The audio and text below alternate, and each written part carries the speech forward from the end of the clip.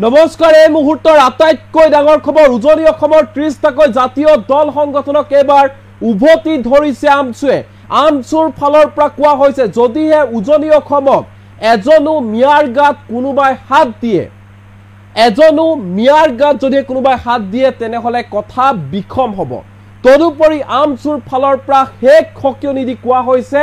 উজনি অসমত মিয়া নিৰ্যাতিত বা প্ৰাণহানি হলে শৃংখল চলিহা জগৰীয়া হ'ব আটাইতকৈ ডাঙৰ খবৰ এই মুহূৰ্তত জনাই আছো যেহেতু কালিৰ দিনটো দেখিবলৈ পোৱা গৈছিল ৰাজ্যৰ 30টাকৈ জাতীয় দল সংগঠনে বিশেষকৈ উজনি অসমৰ 30টাকৈ জাতীয় দল সংগঠনে এক প্ৰকাৰ হুংকাৰ প্ৰদান কৰিছিল 7 দিনৰ সময়সীমা বান্ধি দিছিল এসপ্তাহৰ ভিতৰত অসমৰ পৰা অৰ্থাৎ উজনি অসমৰ পৰা মিয়াই তালি টুপুলা বান্ধি গুচি আহিব লাগিব উজনি অসম ত্যাগ কৰিব লাগিব মিয়াই আৰু ইয়াৰ পাছতে 30টাকৈ জাতীয় দল সংগঠনৰ কথাৰ বিৰোধিতা কৰি আমচুৰ ফালৰ পৰা হেক খকিয়নি কোৱা হৈছে হেক খকিয়নি দি আমচুৰ ফালৰ পৰা স্পষ্ট ৰূপত কৈ দিয়া হৈছে যদিহে উজনি অসমত মিয়া নিৰ্যাতিত হয় বা প্ৰাণহানি হয় তেনেহলে ইয়াৰ বাবে শৃংখল চলিহা জগৰীয়া হ'ব বীৰ লাচিত সেনা এই মুহূৰ্তত পলম নকৰো শুনোহক কি কৈছে আমচুৰ উপদেষ্টা আইনুদ্দিন আহমেদে এটাৰ পিছত এটাকে যি ধৰ্ষণ তথা ৰেপ কাণ্ড সংঘটিত হৈ আছে আমি আমচুৰ ফালৰ পৰা তীব্ৰ ভাষাৰে ধিক্কাৰ জনাইছোঁ নিন্দা জনাইছোঁ এই ধৰণৰ জঘন্য কাণ্ডৰ লগত জড়িত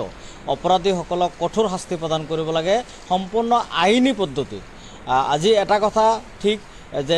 অপৰাধীৰ কোনো ধৰ্ম নাই এইটো সকলোৱে জানে তো অপৰাধ যিসকল কৰে তেওঁলোকক আইনৰ দৃষ্টিত অপৰাধী আৰু অপৰাধীসকলক আইনী গণ্ডিৰ ভিতৰত ৰাখি তেওঁলোকক কঠোৰতম শাস্তি প্ৰদান কৰক তেওঁলোকক মুকলিভাৱে ফাঁচি দিয়াৰ দাবী আমি জনাইছিলোঁ দৃষ্টান্তমূলক শাস্তি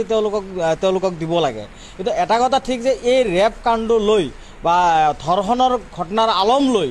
এছাম উগ্ৰ ব্যক্তিসকলে মিয়া জনগোষ্ঠীক টাৰ্গেট কৰি মুছলমান জনগোষ্ঠীক টাৰ্গেট কৰি যি ধৰণৰ ভাবুকি দিয়া আৰম্ভ কৰিছে এই কথাটো কেতিয়াও গ্ৰহণযোগ্য নহয় আমচুৱে এই কথাটো কেতিয়াও মানি নলয় অসম চৰকাৰৰ মাননীয় মুখ্যমন্ত্ৰীক আহ্বান জনাব বিচাৰিছোঁ যে এই ধৰণৰ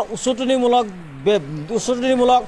বক্তব্য প্ৰদান কৰাসকলক গ্ৰেপ্তাৰ কৰিব লাগে কাৰণ এটা জাতি জনগোষ্ঠীক টাৰ্গেট কৰি কথা ক'ব আৰু সেই কথাটো আমচুৱে মানি ল'ব এই কথাটো কেতিয়াও হ'ব নোৱাৰে আজি শৃংখল চলিয়াই হওক আন কোনোবা চলিহাই হওক কথাটো হৈছে যে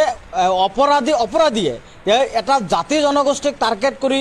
এই ধৰণৰ বক্তব্য প্ৰদান কৰিব এই কথাটো আমি কেতিয়াও মানি নলওঁ মুখ্যমন্ত্ৰী ডাঙৰীয়াক আহ্বান জনাইছোঁ তেওঁলোকৰ বিৰুদ্ধে বিহিত ব্যৱস্থা গ্ৰহণ কৰিব লাগে আৰু ধৰ্ষণ কাণ্ডত জড়িত যিসমূহ অপৰাধীসকলক অপৰাধী হিচাপে ট্ৰিট কৰিব লাগে আইনৰ দৃষ্টিত তেওঁলোকক সম্পূৰ্ণৰূপে আইনী আওতাত আনি তেওঁলোকক ফাঁচীৰ কাঠত ওলমাব লাগে এই কথাটো আমি দাবী জনাইছোঁ আজি আপোনালোকে চাওক যে আমি আমচুৱে এই ঘটনাবিলাক লৈ ৰাজ্যজুৰি প্ৰতিবাদ কৰিছোঁ আজিও প্ৰতিবাদ হ'ব আমি কোনো অপৰাধীৰ পক্ষত নহয় আমি সম্পূৰ্ণৰূপে অপৰাধীক শাস্তি প্ৰদানৰ দাবী জনাইছোঁ সেয়া মুছলমানেই হওক সেয়া আন জনগোষ্ঠীৰ লোকেই হওক আজি আপোনালোকে জানে হুজাইত বিশ্বজিৎ দাস নামৰ এজন ব্যক্তি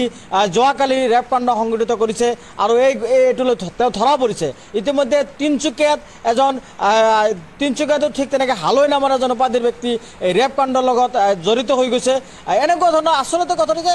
ৰেপ কাণ্ডটো এইটো কোনো ধৰ্ম সূচাব নোৱাৰে এটা জাতিক টাৰ্গেট কৰি এই ধৰণৰ কথা কোৱাটো কেতিয়াও মানি লোৱা কথা নহয় আমি আপোনালোকৰ জৰিয়তে ক'ব বিচাৰিছোঁ যে অপৰাধীক কঠোৰ শাস্তি দিয়ক ফাঁচি দিয়ক কোনো ক'বলগীয়া নাই কিন্তু এটা জাতিক টাৰ্গেট কৰিলে কেতিয়াও মানি লোৱা নহয় মিয়া জনগোষ্ঠীক টাৰ্গেট কৰিলে কেতিয়াও মানি লোৱা নহয় মুছলমান জনগোষ্ঠীক টাৰ্গেট কৰিলে কেতিয়াও মানি লোৱা নহয় আচলতে ধৰ্ষণৰ নামত যদি কোনোবাই ৰাজনীতি কৰিব বিচাৰিছে আমি ভাবোঁ এই কথাটো উচিত নহয় এই কথাটো কৰিব নালাগে আৰু সাম্প্ৰদায়িক ৰাজনীতি যদি কোনোবা কৰিব বিচাৰিছে তেওঁলোকক সকীয়াই দিব বিচাৰিছোঁ আমচু সাঁথা-ফুটি বহি নাথাকে আমচু ইয়াৰ যোগ্য প্ৰত্যুত্তৰ দিব অপৰাধীক শাস্তি প্ৰদান কৰক আমি সকলোৱে সহযোগ কৰিম অপৰাধী ধৰাৰ ক্ষেত্ৰতো সহযোগ কৰিম অপৰাধীক শাস্তি প্ৰদান ক্ষেত্ৰতো আমি সহযোগ কৰিম কিন্তু এটা জাতিক টাৰ্গেট কৰি যদি কোনোবাই কথা কয় মানি লোৱা নহয় তাক যোগ্য প্ৰত্যুত্তৰ দিয়া হ'ব চাওক শৃংখল চলিহাই মানে অসম নহয় আৰু শৃংখল চলিহা মানে এই অসমৰ তেওঁৰ প্ৰত্যেক সম্পত্তি নহয় আমচুৱে স্পষ্টভাৱে শৃংখল চলিহা আৰু বাকীসকলক ক'ব বিচাৰে যদি কোনোবা অপৰাধ কৰিছে অপৰাধীক কঠোৰ শাস্তি প্ৰদান কৰক, আমাৰ কোনো ক'বলগীয়া নাই। অপৰাধীক ফাঁচীৰ কাঠত ওলমাওক, আমাৰ কোনো ক'বলগীয়া নাই। কিন্তু এটা জাতিক টাৰ্গেট যেতিয়া কৰিব তেতিয়া আমচু হাত সাৱটি বহি নাথাকে, আমচু তাৰ যোগ্য প্ৰত্যুত্তৰ দিব। আৰু শৃংখল চলিয়া কোৱা কথাৰ বিনিময়ত যদি উজনি অসমত কোনো মুছলমান ভাই, কোনো মিয়া ভাইসকলক যদি অত্যাচাৰ কৰা হয়, তাৰ বাবে সম্পূৰ্ণ আইনী যি পদক্ষেপ ল'ব লাগে সেই আমচুৱে ল'ব। তাৰ কাৰণে মুখ্যমন্ত্ৰী ডাঙৰীয়াক আহ্বান জনাইছোঁ আমি যে শৃংখল চলিয়াৰ দৰে যিসকল উচতনিমূলক বক্তব্য প্ৰদান কৰিছে তেওঁলোকক গ্ৰেপ্তাৰ কৰিব লাগিব। কাৰণ তেওঁলোকৰ উচতনিমূলক বক্তব্যৰ জৰিয়তে যদি কাৰোবাৰ প্ৰাণহানি হয়, কাৰোবাৰ যদি ক্ষতিগ্ৰস্ত হয়, তাৰ কাৰণে দায়ী শৃংখল চলিহা হ'ব, এন তেওঁলোকৰ লগত জড়িত থকা বাকীসকলে হ'ব।